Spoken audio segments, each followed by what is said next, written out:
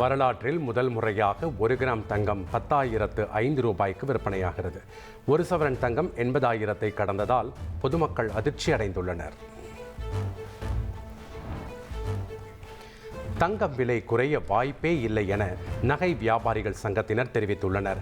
இனிவரும் நாட்களிலும் தங்கத்தின் விலை ஏறுமுகத்திலேயே இருக்கும் எனவும் கூறியுள்ளனர்.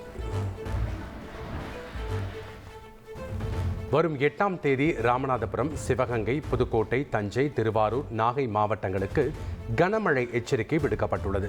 சென்னையில் 2 நாட்களுக்கு லேசான மழை பெய்ய வாய்ப்புள்ளதாகவும் சென்னை வானிலை ஆய்வு மையம் தெரிவித்துள்ளது. டெல்லியில் குடியரசுத் தலைவர் திரௌபதி முர்முவுடன் பிரதமர் மோடி சந்திப்பு. ஜிஎஸ்டி சீர்திருத்தங்களுக்கு பின் முதன்முறையாக குடியரசுத் தலைவரை பிரதமர் மோடி சந்தித்து பேசியுள்ளார். டெல்லியில் பாஜக எம்பிக்கள் கூட்டம் நாளை நடைபெறுகிறது. கூட்டத்தில் ஜிஎஸ்டி சீர்திருத்தங்களுக்காக பிரதமர் மோடிக்கு பாராட்டு தெரிவிக்க உள்ளதாக தகவல் வெளியாகியுள்ளது. ஜிஎஸ்டி சலுகைகள் மக்களை சரியாக சென்றடைகிறதா என்பதை தனிப்பட்ட முறையில் கண்காணிப்பேன் என நிதியமைச்சர் நிர்மலா சீதாராமன் தெரிவித்துள்ளார். ஜிஎஸ்டி சீர்திருத்தத்தில் கட்சிகளுக்கு அப்பாற்பட்டு அனைத்து மாநிலங்களும் பங்களித்துள்ளதாகவும் கூறியுள்ளார். குஜராத் மாநிலம் பஞ்சமஹால் மாவட்டத்தில் கட்டுமான பொருட்களை ஏற்றிச் சென்ற ரோப் கார் அறுந்து விழுந்து விபத்து ஏற்பட்டது. விபத்தில் 6 பேர் உயிரிழந்த நிலையில் 4 பேர் படுகாயங்களுடன் மருத்துவமனையில் அனுமதிக்கப்பட்டுள்ளனர்.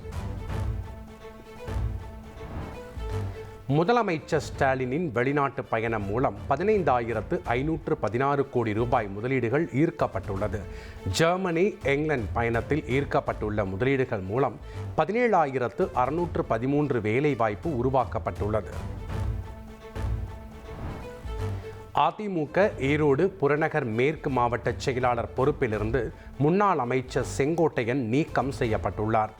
செங்கோட்டையனின் ஆதரவாளர்கள் 7 பேரின் பதவிகளும் கூண்டோடு பறிக்கப்பட்டுள்ளன. OPS, சசிகலா, தினகரனை கட்சியில் இணைக்க செங்கோட்டையன் 10 நாட்கள் கெடு விதித்திருந்த நிலையில் EPS நடவடிக்கை எடுத்துள்ளார். தன்னிடம் விளக்கம் கேட்காமலேயே கட்சி பொறுப்பிலிருந்து விடுவித்துள்ளனர் என செங்கோட்டையன் குற்றம் சாட்டியுள்ளார். அதிமுகவை ஒருங்கிணைப்பதில் தனது பணி தொடரும் எனவும் கூறியுள்ளார். கழகத்திலிருந்து கட்சியுடைய பொறுப்புகளை விடுவிக்கப்பட்டிருக்கிறார்கள். பொதுவாக ஜனநாயகம் என்பது ஒரு கட்சியில் ஒரு விளக்கம் கேட்டிருக்க வேண்டும்.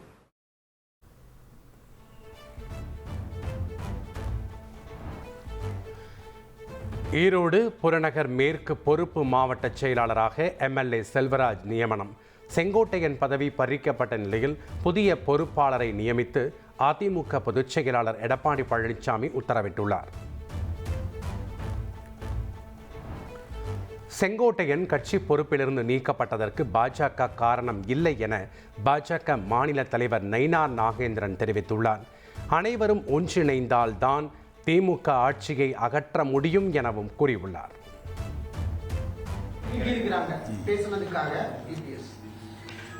அதிமுக கட்சியினுடைய பொதுச் செயலாளர் திரு EPS அவர்கள், இது அவருடைய உள்கட்சி பிரச்சனை.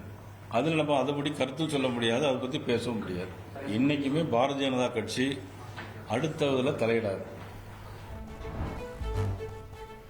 செங்கோட்டையன் பதவி பறிக்கப்பட்டிருப்பது சர்வாதிகாரத்தின் உச்சம் என முன்னாள் முதலமைச்சர் O பன்னீர்செல்வம் தெரிவித்துள்ளார். செங்கோட்டையன் கெடு விதித்ததில் தவறில்லை எனவும் 10 நாட்கள் காலக்கெடுவிற்கு பின் செங்கோட்டையனை சந்திப்பேன் எனவும் கூறியுள்ளார். செங்கோட்டையன் மீதான நடவடிக்கை சிறுபிள்ளைத்தனமானது என சசிகலா அறிக்கை வெளியிட்டுள்ளார். யாராக இருந்தாலும் தவறை திருத்திக் கொள்ள வேண்டும் எனவும் குறிப்பிட்டுள்ளார். செங்கோட்டையனை கட்சி பதவியில் இருந்து நீக்கியது அவருக்கு பின்னடைவு அல்ல, நீக்கியவர்களுக்கு தான் பின்னடைவு என டிடிவி தினகரன் தெரிவித்துள்ளார். அதிமுகவில் விசுவாசத்தோடு உழைத்து வந்தவர் செங்கோட்டையன் என்றும் கூறியுள்ளார். பாஜக கூட்டணியில் இருந்து வெளியேறியது நிதானமாக எடுத்த முடிவு என டிடிவி தினகரன் விளக்கம் அளித்துள்ளார். தேசிய ஜனநாயக கூட்டணியை நைனா நாகேந்திரன் சரியாக கையாளவில்லை என அதிருப்தி தெரிவித்துள்ளார். இப்பொழுது நாங்கள் விலகுவதற்கும் நாங்கள் காரணமல்ல. எங்களை விலக வேண்டிய முடிவெடுப்பதற்கு நீங்க சொல்ற மாதிரி அந்த பர்சிஸ்டன்ட் நெக்லெக்ட் ஒரு காரணமாக இருக்கலாம். இங்கே உள்ள மாநில தலைவரின் செயல்பாடு பன்னீர்செல்வம் விஷயத்தில் செயல்பட்டது எனக்கு மன வருத்தத்தை கொடுத்தது. 300க்கும் மேற்பட்ட அதிமுக நிர்வாகிகள் கட்சி பதவியில் இருந்து ராஜினாமா செய்துள்ளனர். அதிமுக பொறுப்பிலிருந்து செங்கோட்டையன் நீக்கப்பட்டதற்கு எதிர்ப்பு தெரிவிக்கும் வகையில் இந்த முடிவை எடுத்துள்ளனர்.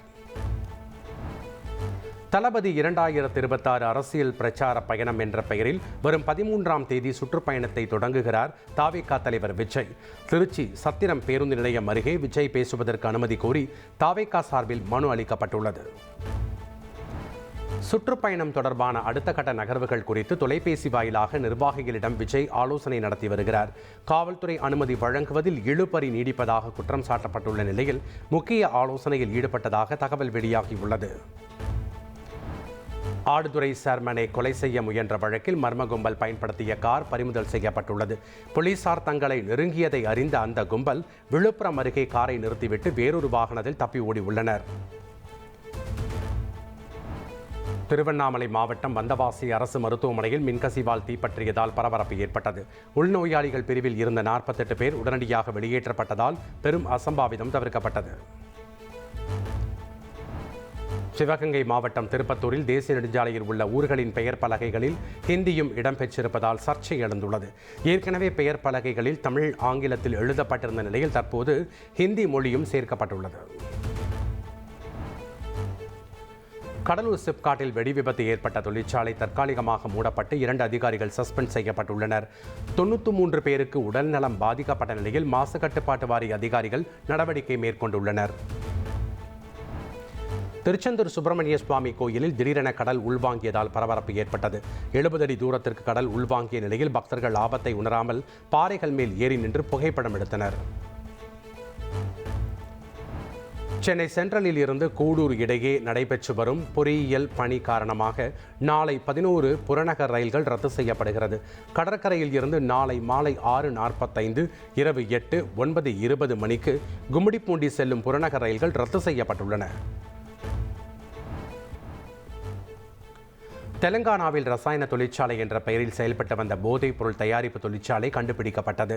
12,000 கோடி ரூபாய் மதிப்புள்ள திரவ போதைப் பொருளை பறிமுதல் செய்த போலீசார் IIT பட்டதாரி உட்பட 13 பேரை கைது செய்துள்ளனர்.